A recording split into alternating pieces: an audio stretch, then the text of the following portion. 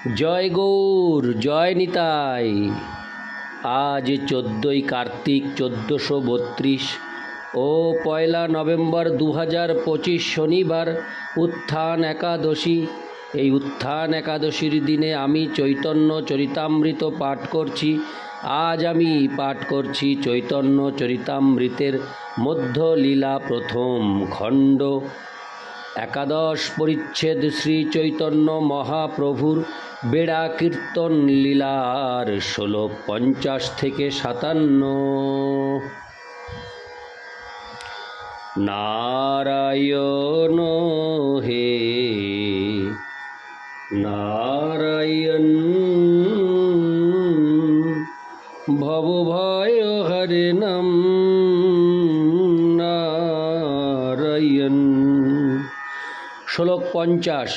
এত শুনি সার্বভৌম হইলা চিন্তিত, রাজার অনুরাগ দেখি হইলা বিস্মিত।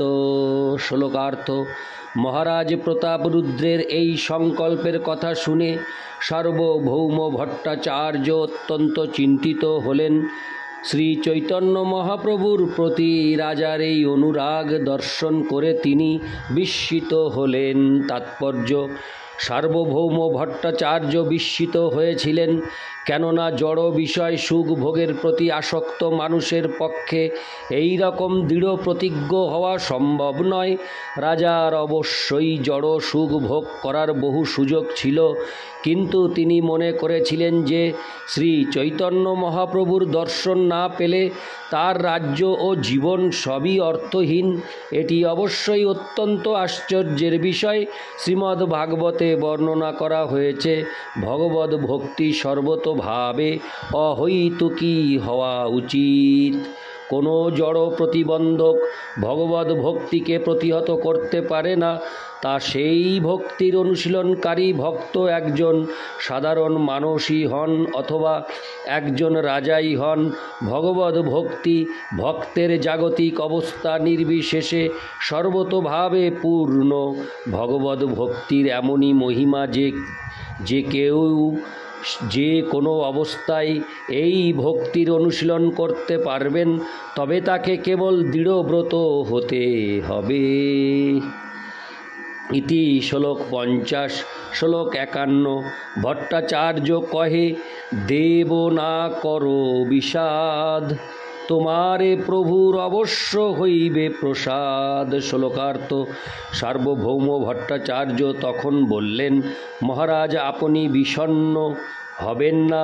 আপনার এই সুদৃঢ় ভক্তির প্রভাবে আপনি অবশ্যই শ্রী চৈতন্য মহাপ্রভুর কৃপা লাভ করবেন।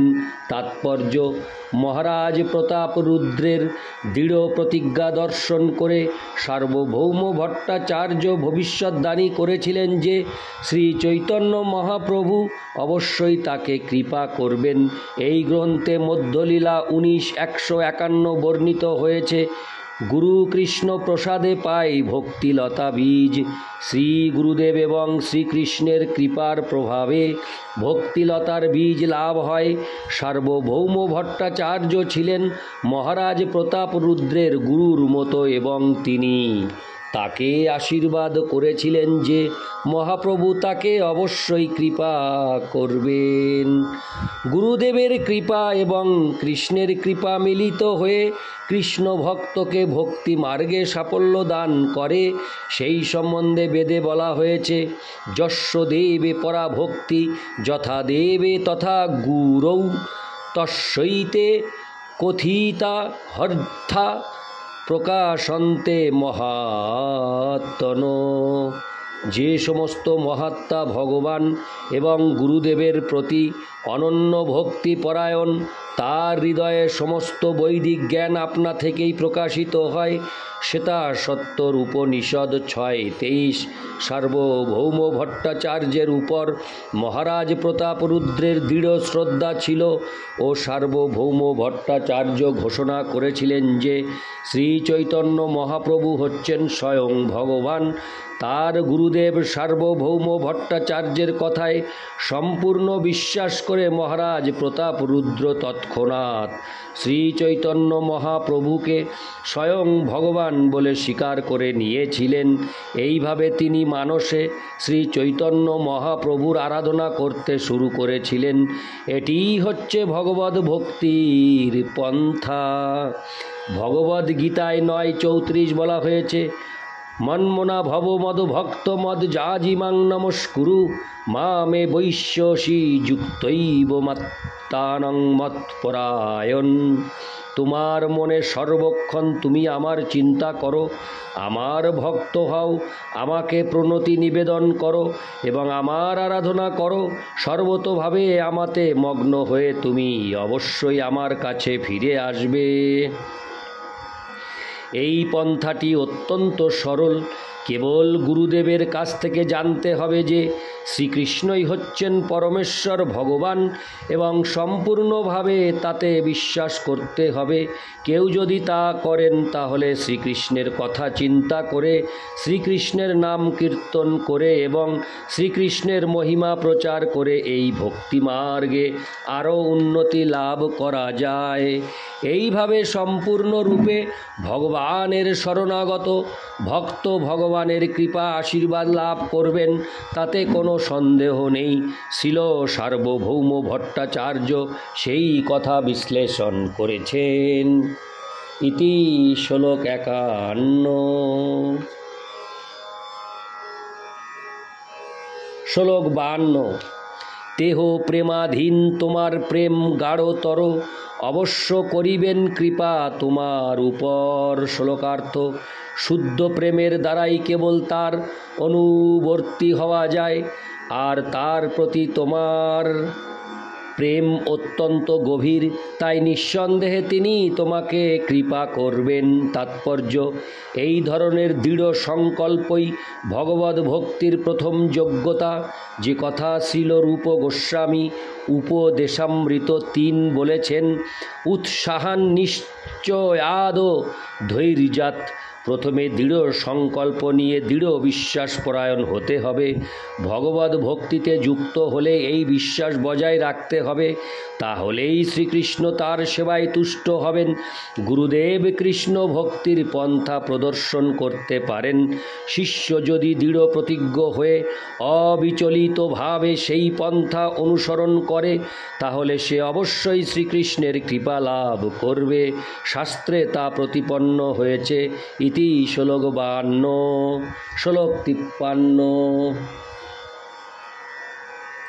তথাপি কহিয়ে আমি এক উপায়, এই উপায় করো প্রভু দেখিবে যাহায়। শ্লোকার্থ: সার্বভৌম ভট্টাচার্য বললেন, তবুও আমি একটি উপায় স্থির করেছি, যাতে তুমি শ্রী চৈতন্য মহাপ্রভুর দর্শন লাভ করতে পারো। ইতি শ্লোক 53। শ্লোক 54 থেকে 57। রথযাত্রা দিনে প্রভু সব ভক্ত লঙ্গা, রথ আগে নৃত্য করিবেন প্রেমাবিষ্ট হঙ্গা। এখানে লঙ্গা মানে লয়ে, হঙ্গা মানে হয়ে। প্রেমাবেশে পুষ্পোদ্যানে করিবেন প্রবেশ, সেই কালে একলে তুমি ছাড়ি রাজবেশ। কৃষ্ণ রাস পঞ্চাধ্যায় করিতে হরে কৃষ্ণ করিতে পঠন, একলে যাই মহাপ্রভুর ধরিবে চরণ। বাহ্যজ্ঞান নাহি সেকালে কৃষ্ণ নাম শুনি, আলিঙ্গন করিবেন তোমায় বৈষ্ণব জানি। শ্লোকার্থ: রথযাত্রার দিন শ্রী চৈতন্য মহাপ্রভু তার ভক্তদের নিয়ে প্রেমাবিষ্ট হয়ে রথাগ্রে নৃত্য করবেন। তারপর প্রেমাবেশে তিনি পুষ্পোদ্যানে প্রবেশ করবেন। তখন তুমি একা তোমার রাজবেশ পরিত্যাগ করে শ্রীমদ্ ভাগবতের কৃষ্ণ রাস পঞ্চোধ্যায় গাইতে গাইতে একা গিয়ে শ্রী চৈতন্য মহাপ্রভুর চরণ ধরবে। সেই সময় মহাপ্রভুর বাহ্যজ্ঞান থাকবে না। তখন কৃষ্ণ নাম শুনে তোমাকে বৈষ্ণব জেনে তিনি তোমাকে আলিঙ্গন করবেন। তাৎপর্য: বৈষ্ণব সর্বদাই অপর বৈষ্ণবকে পারমার্থ পারমার্থিক পথে অগ্রসর হতে সাহায্য করেন। সার্বভৌম ভট্টাচার্য মহারাজ প্রতাপরুদ্রকে একজন শুদ্ধ ভক্ত বলে চিনতে পেরেছিলেন। মহারাজ সর্বদাই শ্রী চৈতন্য মহাপ্রভুর কথা চিন্তা করছিলেন এবং সার্বভৌম ভট্টাচার্য তাকে মহাপ্রভুর দর্শন লাভ করতে সাহায্য করার চেষ্টা করেছিলেন। বৈষ্ণব সর্বদাই সহানুভূতিশীল, বিশেষ করে তিনি যখন কোনো ভক্তকে অত্যন্ত দৃঢ় সংকল্প, দৃঢ়ব্রত হতে দেখেন। তাই সার্বভৌম ভট্টাচার্য রাজাকে এইভাবে সাহায্য করতে প্রস্তুত ছিলেন। ইতি শ্লোক 54 থেকে 57। নারায়ণ হে নারায়ণ ভবভয়হরণম নারায়ণ। জয় গৌর, জয় নিতাই।